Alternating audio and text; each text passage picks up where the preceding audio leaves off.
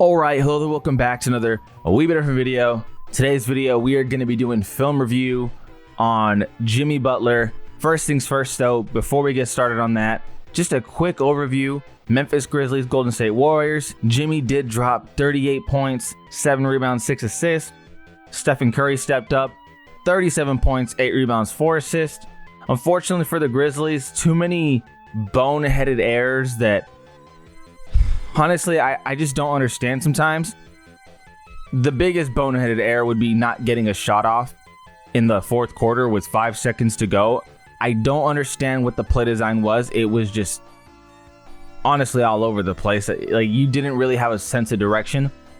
It seemed like it was leading up to a Ja Morant 3 or a Luke Kennard corner 3. It was just, honestly, it was bad. It was a bad play call in my opinion. Poor execution. But that is not the highlight of this game. The highlight of this game is playoff Jimmy has arrived.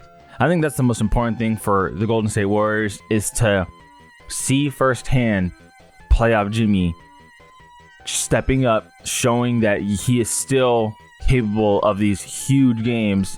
And we're going to be watching some film talking about, you know, the intensity pickup, the way he's been playing, how it's going to help the Warriors go against the Houston Rockets. And I will say this, the Houston Rockets are not a good matchup for the Warriors, but the Warriors have significantly more experience. So how that series is going to play out is going to be cinema. There's going to be a lot of beef, a lot of salt, a lot of trash talk, a lot of Amen Thompson on Stephen Curry, a lot of Draymond lashing out, a lot of Dylan Brooks lashing out. It's going to be a series that is interesting to say the least. But let's get to the film. Okay, first part of the film review here is a simple fact of what Jimmy Butler is going to be dealing with in the playoffs. So you have to treat this game like a playoff game, and that's exactly what both sides did. And going into it, Jimmy Butler dribbling up the floor. They got Zach Edey on Jimmy Butler, mind you. In the first quarter, they have Zach Edey on Jimmy Butler. And of course, the idea here is to always get Steph Curry the ball one way or another. So the play is going to play out. But here's the thing.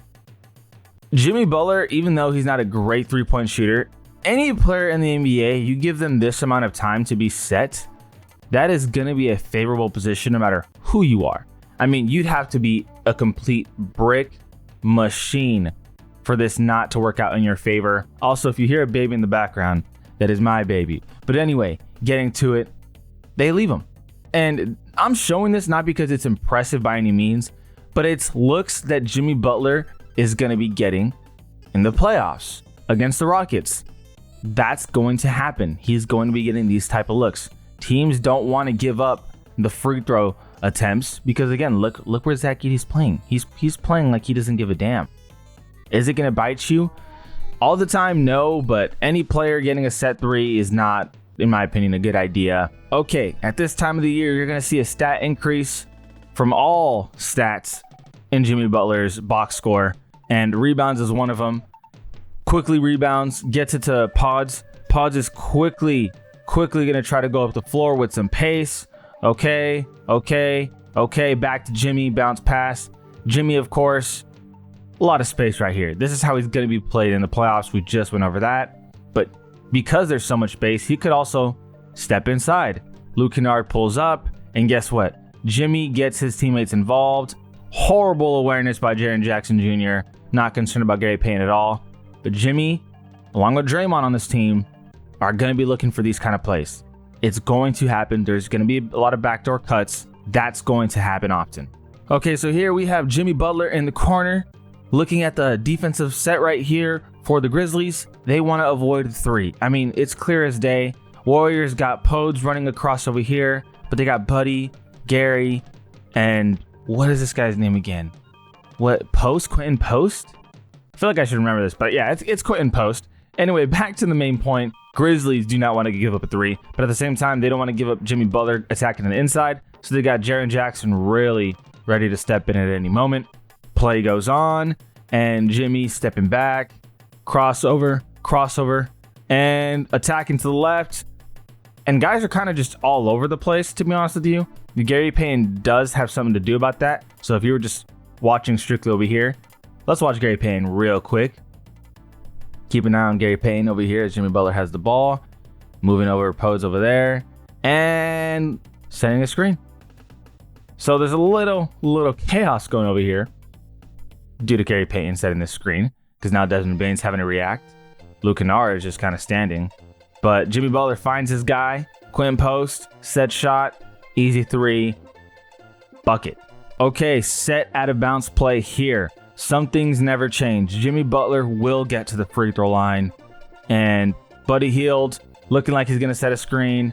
Honestly, terrible communication from the Grizzlies, leaving a wide open Jimmy Butler attacking the basket. And this is just, well, it's a foul. Good finish. Jimmy Butler will get to the free throw line. Okay, so we got a mismatch going here. Ja Morant on Jimmy Butler. Of course, it's not ideal for the Grizzlies. That's not what you want to see. Jimmy Butler sneaking in. High IQ basketball from Draymond Green, realizing he's got to cut to the basket because Jaren Jackson is, again, he's not even looking at Draymond. So this is exactly what you want to see from a veteran player, really from any player. Jimmy, of course, sees it, passes it out. Draymond can't finish, but I mean, look where Jimmy Butler immediately puts himself in position. And this is where I got to say the intensity of teams has to be at a huge level, because this is just pure laziness. This can't happen. I mean, look, okay, your attention goes to Draymond. Do you expect him to finish it is one thing, but you gotta box out. Luke Kennard, Ja Morant, box out. Santi Aldama's in position, box out. And Jimmy Butler just steps inside with literally no resistance. But that's the kind of basketball he plays. He will take advantage of any opening he has, whether it's a bad pass and he steals the ball, whether it's a mismatch and he's got a smaller guy on him, whether a guy's cut into the basket and the defense just doesn't recognize it. If there is a shortcut to making an easy play, or if there's just a right play to be made, Jimmy Butler's gonna make the play. And teams have to be aware of this. You know, people see playoff Jimmy and they think, oh, well, that entails him just driving it to the rim, getting tough shots, fouls all day. I mean, yes, is that going to happen? But these are the common plays you see. This is the essence of Jimmy Butler. The hustle plays, the plays that not every superstar is willing to make. The plays that don't necessarily make you look like the best player ever, but the simple plays, and that's what Jimmy Butler does. Again, we got a play going on here. The idea is to absolutely not let Curry do what Curry does on a nightly basis. Yanning it out to Draymond there. We're using Curry as a huge diversion right here. So we got Jimmy Butler just like that, sneaking inside. This is a beautiful play. Honestly, if Steve Kerr came up with this, fucking genius. Like, seriously. You got Curry setting the screen there after it's looking like Curry's going to flare out. And Jimmy Butler just cuts inside. You know, this is, like I said, the essence of playoff Jimmy. Making the right plays. And great pass, great finish. But oh my God, Steve Kerr, if this was you that came up with this play, unreal. I mean, look, dude, let me break it down instead of just admiring it so much. But okay, let's break this play down to the best of my abilities. We have Moses Moody and Podes. On the opposite side, they're not there to do much aside from if Desmond or Ja collapse. They're there for the open three. That's their role for this play. Get the ball to Jimmy. Steph Curry, he sits around here because you never know. Draymond could set the screen. He could flare out. Steph always moves, right? So you get the ball to Jimmy. Draymond's going to fall over here. Boom, to the corner. Follow Draymond Green. Go into the corner. Scotty, under no circumstances, wants to let Steph roam freely. That's just a handful. So Draymond's going to receive the ball here. Zach Edey, like I said, still on Jimmy Butler. And make the pass to Draymond. Now follow Steph. This is typically where Steph, just roams around. The Warriors know that the Grizzlies don't want that to happen. The Warriors know that they're not going to pay attention to Steph Curry setting screens right here on the backside of Zach Edey. It's not going to happen. So what you think, at least. And then boom, just quick screen set there. Quick cut inside because Scotty's not switching. He's not going to switch off Steph. They can't allow Steph to just roam free. Boom, cut inside. And that, again, just a great finish. But if Jimmy wanted to, these two spot-up guys over here, three-point shooters. Quick one over here, Jaren Jackson getting the ball. Pay attention to Jimmy Butler. Just diving in. Boom. You know, that's playoff Jimmy. And I have said it throughout this video. He makes the plays that not every superstar is willing to make. He is going to hustle his ass on both ends. And it doesn't even look like it's crazy while you're watching. But then you look at the box score. You look at the plus minus. You look at the scoreboard and you're like, oh my God, this guy has so much of an impact on the game. Okay, last play here, because this is more of what people think when they think playoff Jimmy. This is more what you do see when it's playoff Jimmy time. And we got 16 seconds left on the game clock, 9 seconds left on the shot clock. Jimmy's dribbling it, passing it to Draymond. Wants to get the ball at the top of the key. And then boom, just attacks. And he's the kind of guy, when he attacks the rim, you can expect one of two things. You can expect a foul and free throws, or you can expect a super tough finish.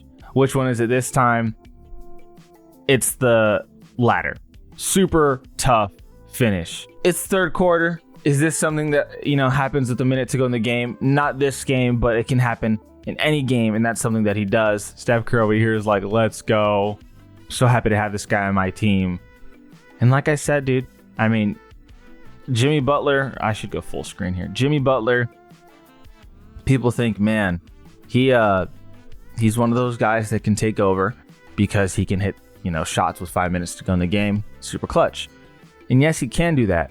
But a huge, huge part of playoff Jimmy, huge part, is the intensity. And that is on defense. That is on rebounds. That is on finding his guys. That is on attacking the rim and, again, getting to the free throw line. He shot 18 free throws. Was it 18? He went to the free throw line 18 times. 12 he made. So, yeah, that's playoff Jimmy. It's only going to get more intense as, you know, the games go along. But I thought I would, you know, do some film review with you guys, go over some stuff that maybe you didn't see because, hey, you were on your phone, or your eyes were glued on Steph, or your eyes were glued on something else. I don't know.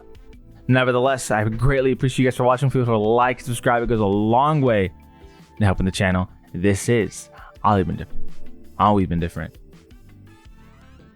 And we out.